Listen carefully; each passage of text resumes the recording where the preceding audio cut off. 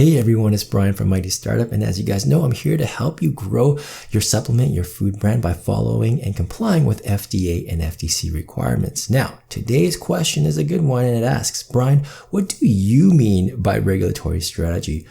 Really good question, because this is the foundation of how I help my clients. I'm always looking for the regulatory strategy that is appropriate for the client, whether they need it or not. Maybe you're not thinking about this right now. Maybe you're thinking about your marketing plan or how you're going to get a new product or finding a new manufacturer. That's fine. But for me, it's so important to understand, okay, what is the right path for you to get to where you want to go? So let's first of all define what I mean by regulatory strategy. And really, it's the right path for you that A, gets you an advantage against your competitors, that minimizes your regulatory hurdles, maybe registration, maybe labeling, maybe claims, and it also delivers on your ultimate business goals, all right? So that's the regulatory strategy. That's what it means to me, at least. And the first point here is I don't want you to get fooled by maybe another consultant that the regulatory strategy for you is the most inconvenient strategy or the most regulatory burdensome strategy. And the reason why I say that is twofold. Number one is the person sitting on the other side, hiring consultants. I've been there, right? I've worked in companies procuring consultants as a result. You want to suss out the ones that are just trying to get billable hours, right? They steer you into the most regulatory burdensome path, thinking that they sound super smart. But ultimately, the intention is them getting more hours from you and more work from you, right? More billable hours. And I've seen that a lot where the consultants would be like, oh yeah, your product needs to be this, or let me go talk to FDA and find out if you need to do this. Oh yes, they said you have to go XYZ, you have to do this. And then all it does is just adds layer upon layer of more services. And so I want you to keep that in mind. I think like I said, the strategy is going to be different for each client. Some clients really need to go through the more regulatory burdensome path. Others just want to launch right away. Others are somewhere in between. And so you have to listen to your client and figure out, okay, what is the right strategy for that particular operation? And don't assume that you have to go through the most difficult path to be the most compliant. That's not necessarily the case. The other thing too, I want to talk about is that the regulatory strategy isn't just dependent on your product or your ingredient. I think that's another thing that we just automatically assume.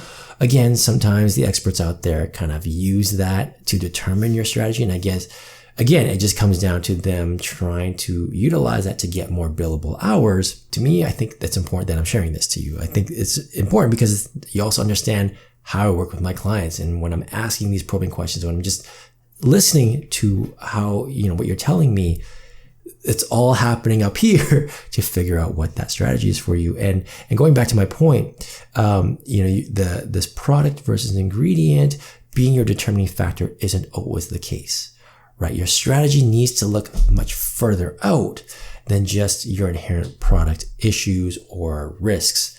So for example, when I'm looking at it, yes, the ingredient, the product is important. How you position the product, what you say about it is important.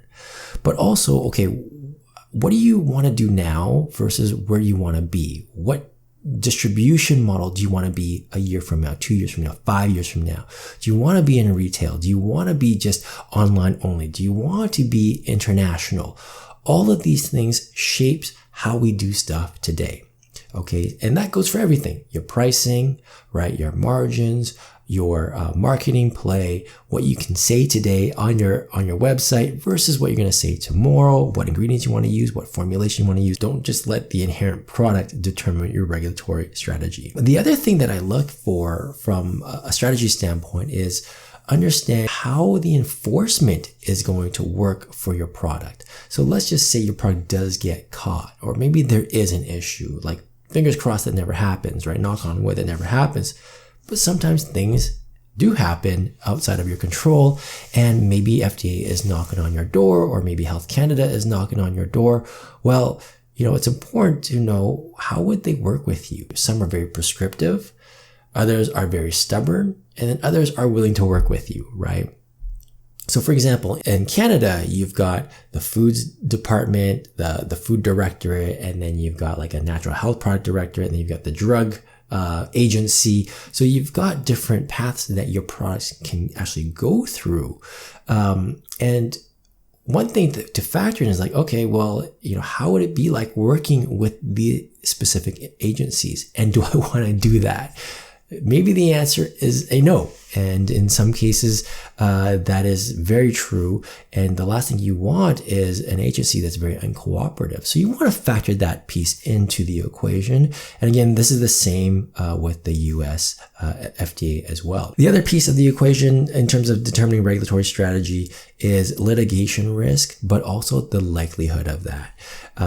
It's one thing to see a lot of lawsuits happening, but it's another thing to understand what is the likelihood of that given your specific operation, given where you're located, given the size of your business, the number of employees. All of these other factors play a role of what your risk tolerance could be, which impacts your regulatory strategy and, how you position a product as a food, as a supplement, or something else. And then the last thing too is just your operational capabilities and options. So I look at and I want to know, what does your future or current operation look like?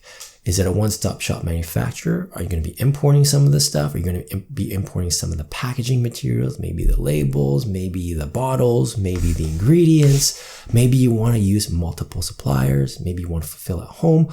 All of these things make a difference and shifts the balance as to what is the right strategy for you. I am working with these clients and figuring out, what you guys are doing. Where do you guys want to sell it? How do you guys want to talk about the product?